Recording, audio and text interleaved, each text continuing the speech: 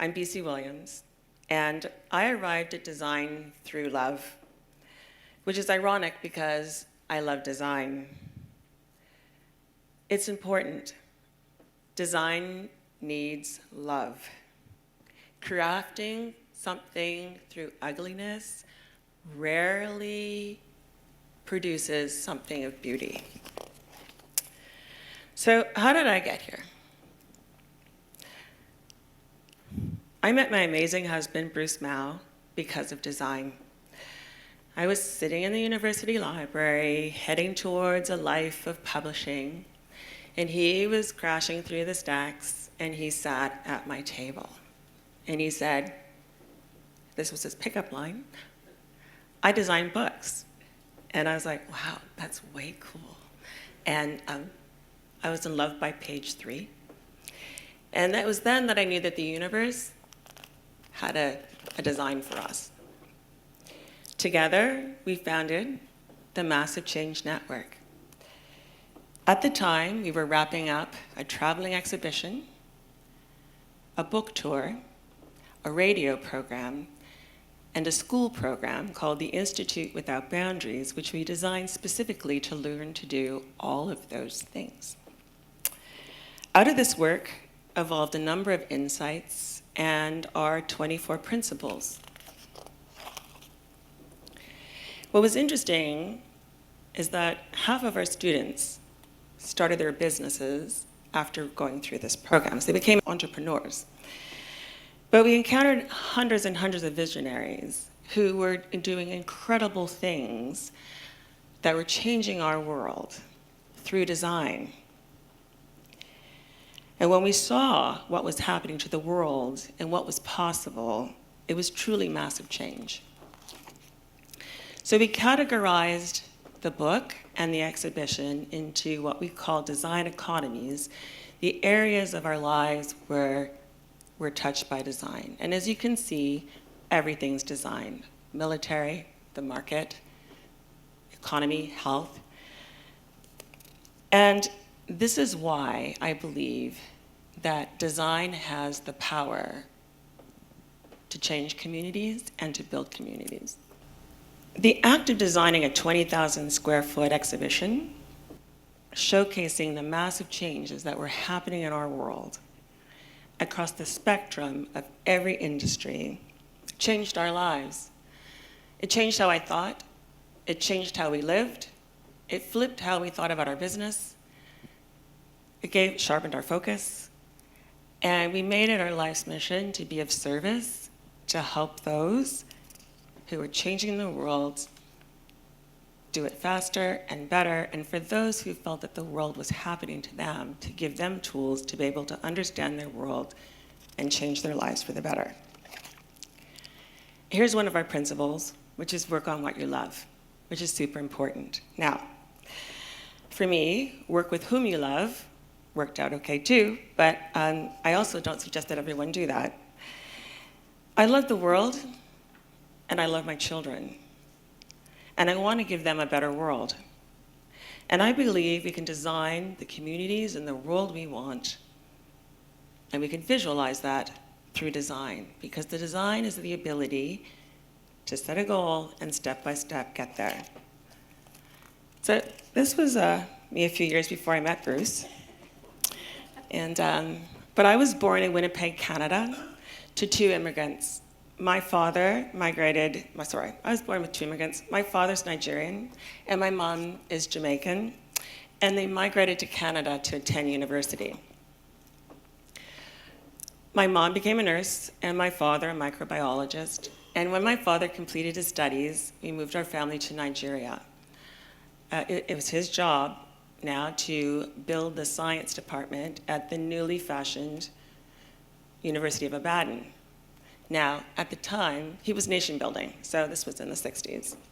So at the time, my parents wouldn't have thought of themselves as designers, but they were.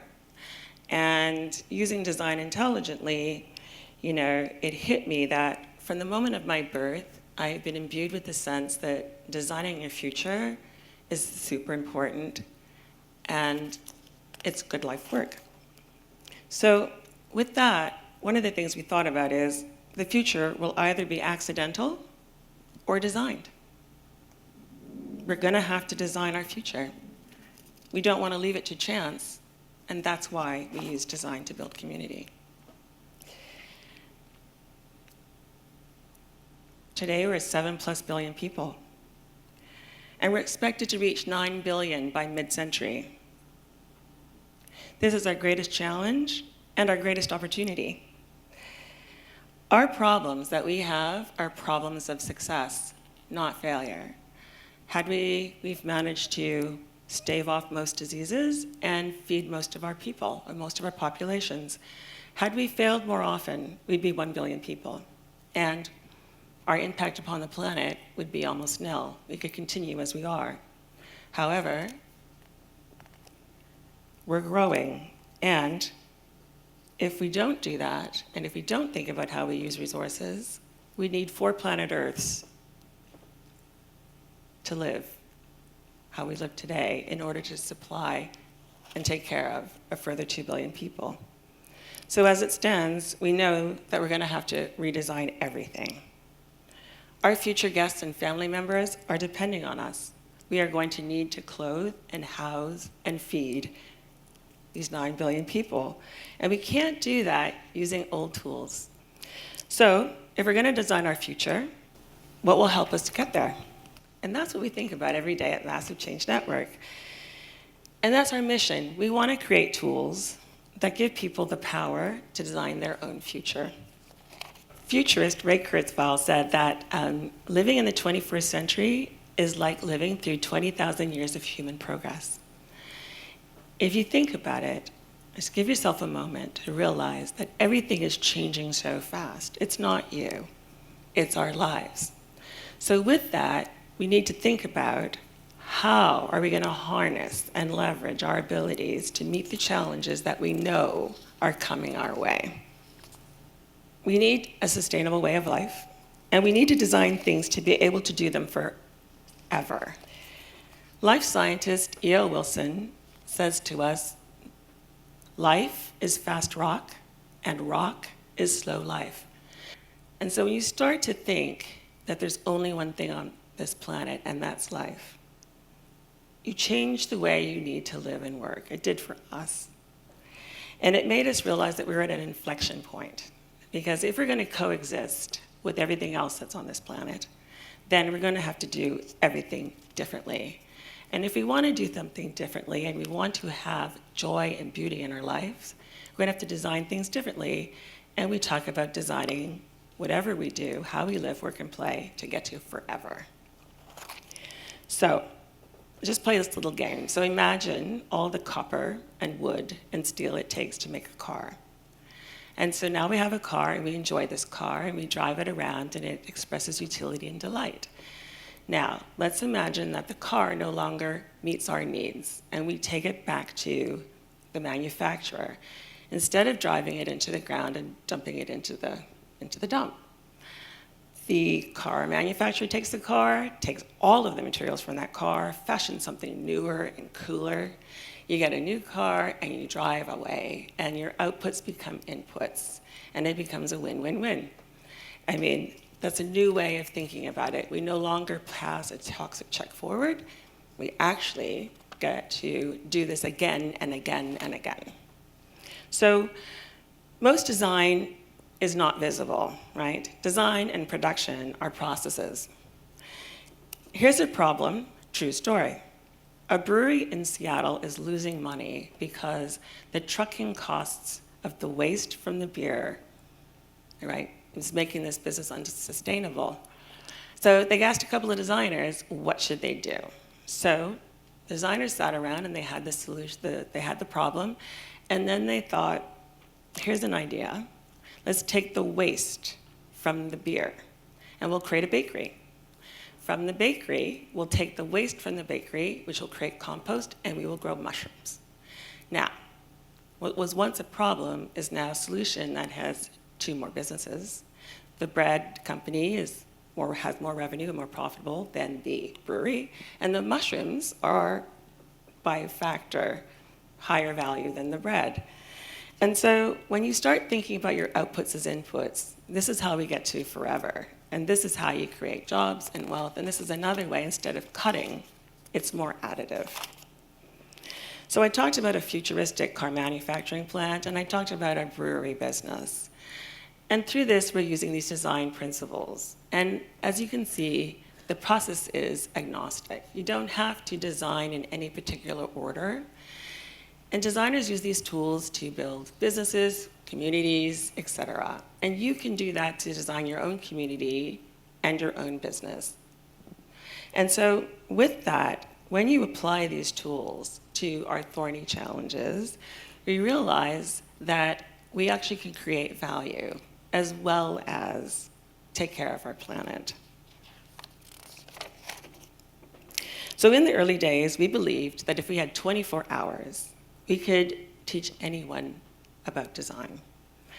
And that primer and the 24 hours we learned was a little bit hubristic. However, I can give you a 2-minute primer on design. And that's sketching. We use sketching to jumpstart innovation. So design, a few things about design. So design is not about what you already know, okay? If you already know, it's production. Design is a learning method that allows you to experience failure in a very safe context. We believe in failing. In fact, we encourage failing. And if you're not failing, then that means you're not learning. And design is a method for rigorously exploring failure and working through it till you get to success. So here's the big idea, right? We're not asking for the Mona Lisa nor the Sistine Chapel. And sketching is a practice just like meditation. So you need to learn to do it. And to do it, you need to learn it. So the first special rule of sketching is swallow your pride.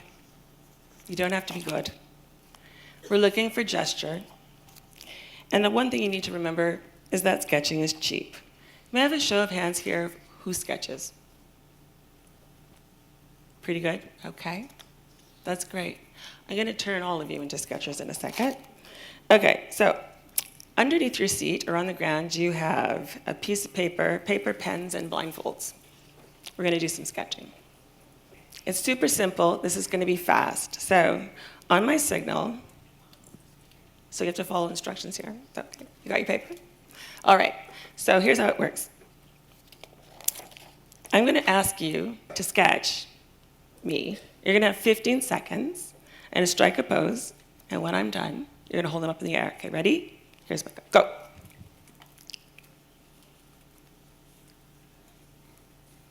I say walk like an Egyptian.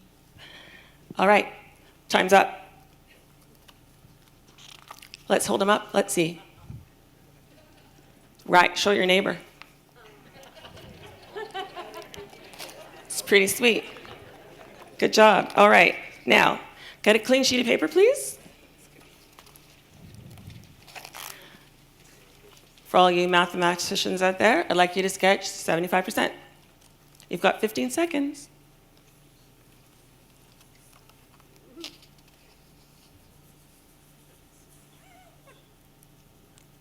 All right, time's up. Let's see, hold them up. Fantastic. So those are to show your neighbor. Okay, you'll notice that some of you have made the Pac-Man figure, right? You'll know that some of you have made some cardboard figures, et cetera. And what you'll learn is that this is a way of communicating. Some of you think abstractly, some of you look visually, some of you with words. And this is another way of communicating how we can get to the number of 75. Okay, I've got another one. I'd like you to please take your blindfolds and slip them around your neck.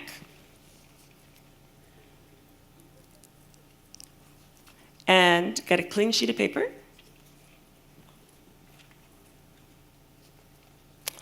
Okay, now you've got your marker and your paper. I want you to put your blindfold on, and I'd like you to draw a camel.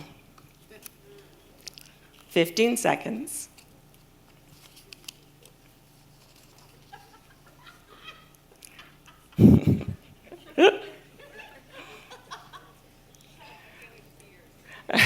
Who's peeking back there, by the way? Okay, your 15 seconds are up. All right, take your blindfolds down. And let's see your camels. Hold them up. Wow. Okay, beautiful. Right? Okay. You don't need to put your blindfolds on again, but I would like you to get another clean sheet of paper. And here's what I'd like you to draw. I'd like you to draw our relationship.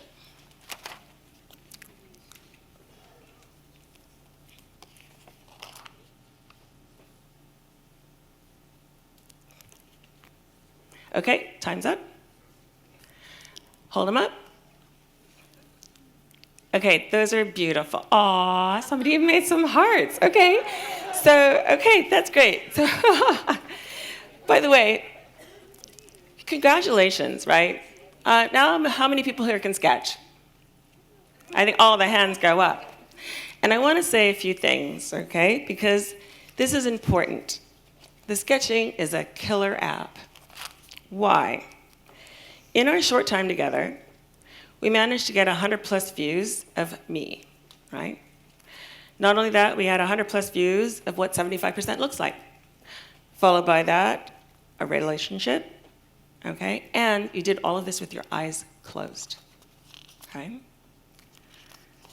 And this is important because we can sketch a community, right? And I believe design is a tool with which we can envision our future by sketching. So a big idea here. Our community isn't really a zip code. We have one home, and that's planet Earth. And Massive Change Network, we believe that our work is not about the world of design, but the design of the world. So we use the same practices that we do here, that you did today, for our clients and for ourselves. And this is important because, you know, as a network of thinkers, designers, and doers, we need to believe optimistically that we have the power to change the world with a sketch. So it's our job to leap fences and break all the boundaries and the rules. We call that freedom within a framework. We sketch, we design, and we try to make the world a better place at every scale. No problem is too big or too small. The beauty of design and collaboration is that you don't have to do this on your own, right? The more the merrier.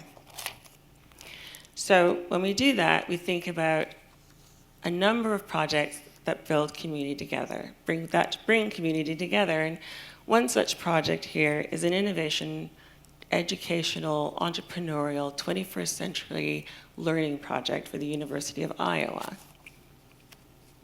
Another example of this is the retrospective of our work at the Philadelphia Museum of Art. And as part of that retrospective, we designed community engagements and workshops to help them reimagine their future. This is an interesting project of a dynamic branding project moving the Danish Architecture Center into their brand new home, designed by Rem Koolhaas. This is the panorama and a sketch for the Panama Museum of Biodiversity, which is the first in the world. It was 13 years in the making and a huge investment on the part of the Panamanians. We designed the mandate inside, which was to declare, educate, and network. And Frank Gehry and his team designed the building on the outside. The idea here was to build something of beauty that did not cannibalize all the other institutions on the island, but was a gateway for everyone to explore what was available to see in Panama. This is another project for the Walt Disney Imagineers. They are the people who create all the theme parks at the Walt Disney Parks. And they needed to reimagine their future and decide as a community how they were going to live and work and play and pass on the knowledge in the digital era. And finally, this was an interesting project. We had a commission to design the master plan for the holy city of Mecca. The plan was for 20 years. And we respectfully said, you know, perhaps you might want to think about this a little differently. Given that it's Mecca, you may want to make a plan for 1,000 years, because if you make it for 1,000 years, you design it beyond the car. And one of the things about educating for the future is to leave room in the platform for people to discover and perhaps have new solutions that we haven't even thought of as yet. So, and this is the wealth room from our exhibit Massive Change. And like that, there's wealth of travel, wealth of information, wealth of sunlight, wealth of wind, and that there are many ways to find value. And so, to conclude, I really want to say that the ability to learn, unlearn, and relearn is a skill that we need to manage the challenges that we face. Today, we learned how to sketch our dreams with a piece of pen and paper, and we could envision a new planet. And our ability to sketch is our ability to envision. And our ability to envision is our ability to design a different future. And we ask ourselves this question every day: now that we can design anything, what will we do? Now, one of the things you need to remember is that history is always on the side of the progressives. And so I ask you here, when you design your community, to do so with your heart forward. Thank you.